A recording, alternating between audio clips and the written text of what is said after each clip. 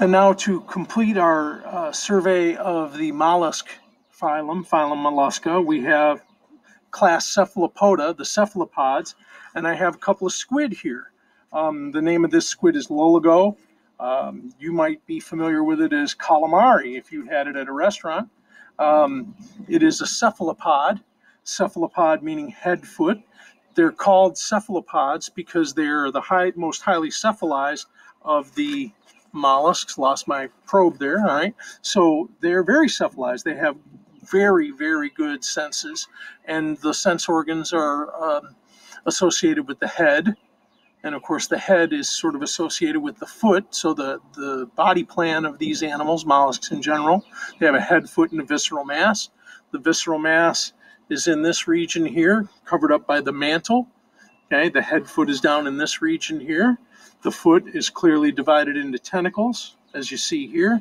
The head, very cephalized. The tentacles are extremely sensitive. The senses, their tactile and chemoreception sense within the tentacles is amazing. And their eyes are very well developed. Let's take it and turn it and take a look at the eyes. Here's an eye. You can see it's got an eye socket, and the eye is in there, and then there's another eye over on the other side, not surprisingly. Okay, a little bit of a shell from the last dissection there. Here's the animal's eye. I know that the eye doesn't show up very well in the video, but it's very similar to our own, which is unusual because we share no common ancestor that had eyes. Okay, to go back to our ancestry, our shared ancestry goes back to flatworms, and flatworms didn't have eyes.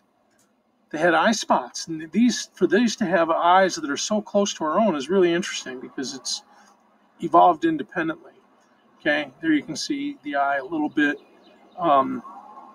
It's hard to expose it and get it pointed straight at the camera, because I can get where I can see it, but that's not necessarily where you can see it. So it's highly cephalized.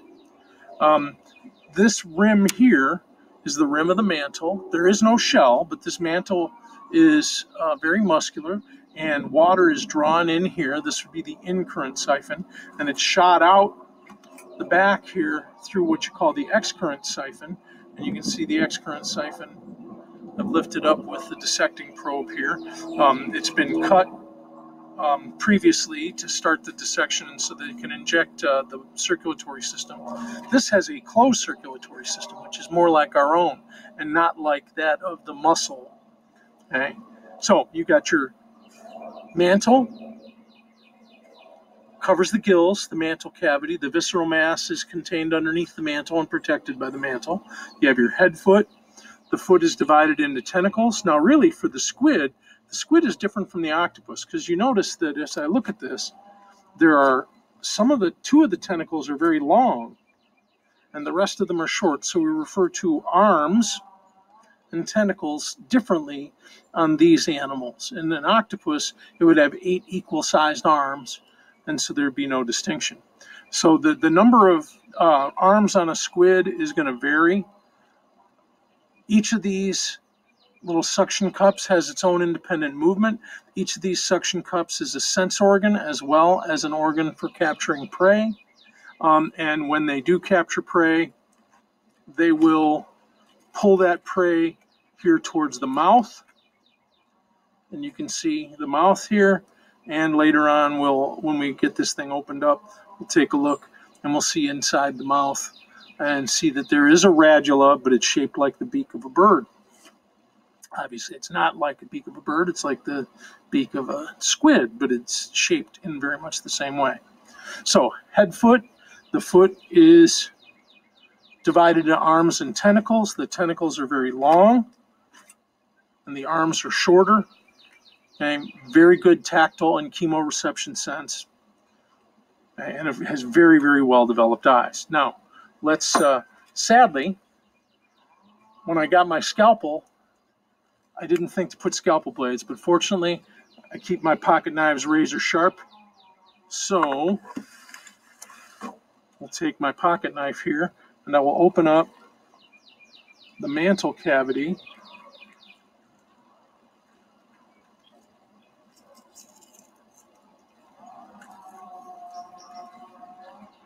to expose the gills and the visceral mass. Okay, and where's my probe? Here's my probe. Sorry to put my arms in front of the camera there. When I open it up, this is the guts of the animal. This is the visceral mass. Okay. Here's the arms and tentacles. Here's the excurrent siphon. Water comes in through the front side. The incurrent siphon circulates through the gills and is ejected through the excurrent siphon. And when it ejects water through the excurrent siphon, it's not only getting rid of wastewater, and which includes digestive waste, but it's also getting rid of it's getting rid of the wastewater, but it's also using that for propulsion. It can move very, very rapidly by controlling the flow of water through that siphon. All right. Now, these animals have been injected with red latex to show the circulatory system. So I'm going to lift this here. This red latex is filling up one of the gills. Here's another gill. I'm going to need to move a few things here. Okay, you can see closed circulatory system. You can see arteries there. I had to break an artery to create some space. And then here you have a gill, and I'll break some connective tissue to lift that gill up where you can see it a little bit better. And you can see that there's the pink latex indicates where the blood would have been. The gill is for gas exchange. This is not a filter feeder, it's a predator. So the gill is not a feeding organ like it is in the clam.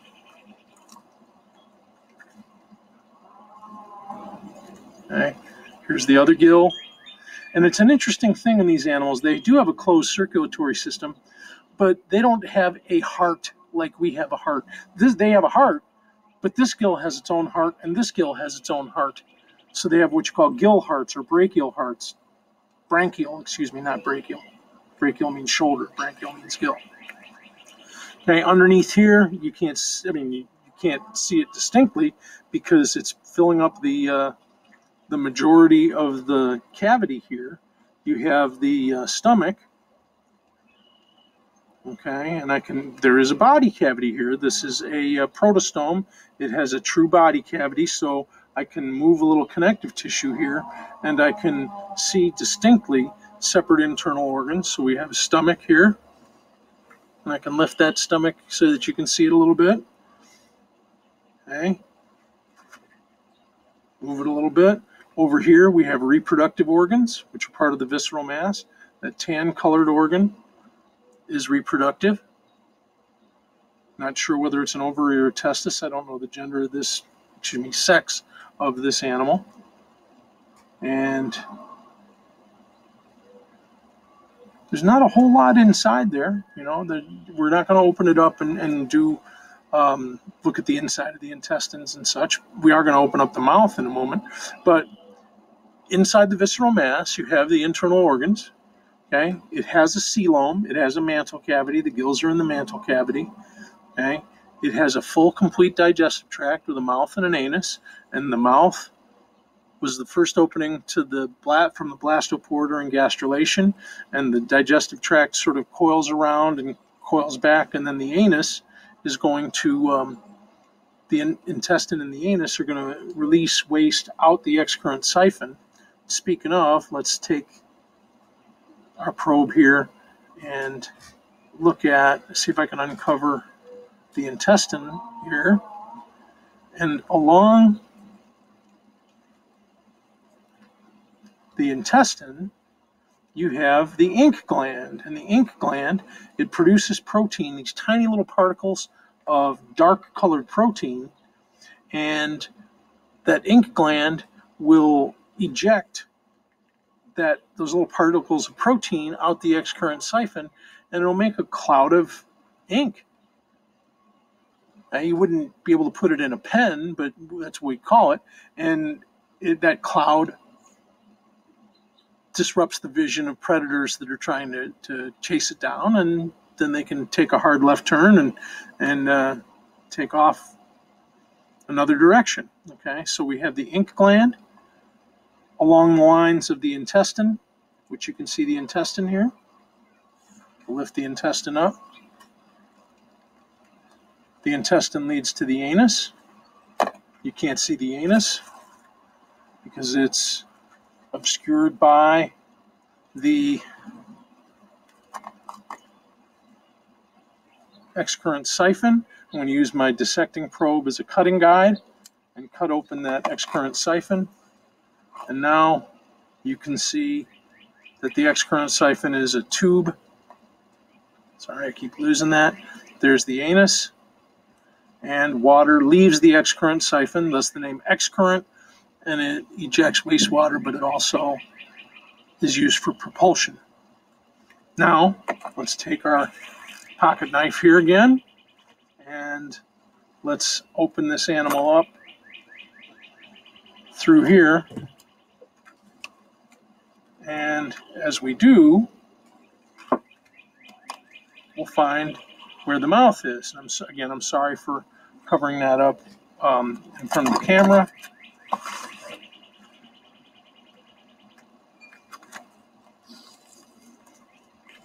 So here you have the buccal, B-U-C-C-A-L, the buccal funnel, which is where the mouth is. So the mouth is here. Use the tentacles in the arms to capture food. Okay, let's turn it to the camera here. The mouth opening is there, and the beginning of the digestive tract is with the mouth. And now what I'll do here, I've got to open that up a little bit better so I can see it better, so I can show it to you better.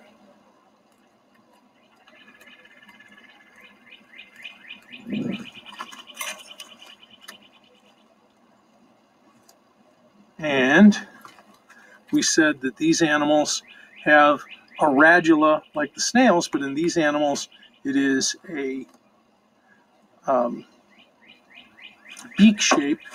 So let's go ahead and open up the buccal funnel.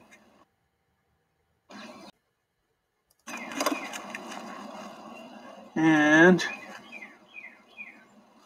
see if we can get to the beak.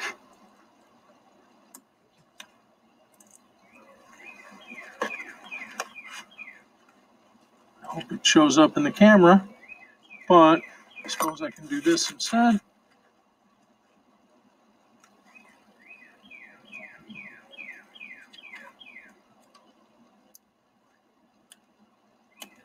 Oh, I broke it. Oh, there's a little piece of it. I got scalpel happy. There we go.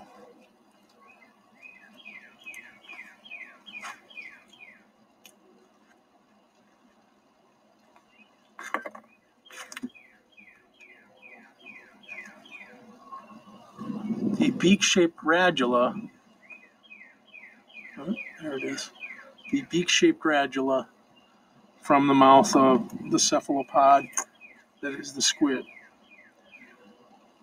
Okay, so visceral mass, head, foot, highly cephalized, great vision, great tactile sense, very agile, fine movements by using the arms, also fine movements by using the fin, rapid movements by expelling water through the excurrent siphon, closed circulatory system, much like our own, gills each with their own heart, okay, branchial hearts, and that's the squid, the cephalopod.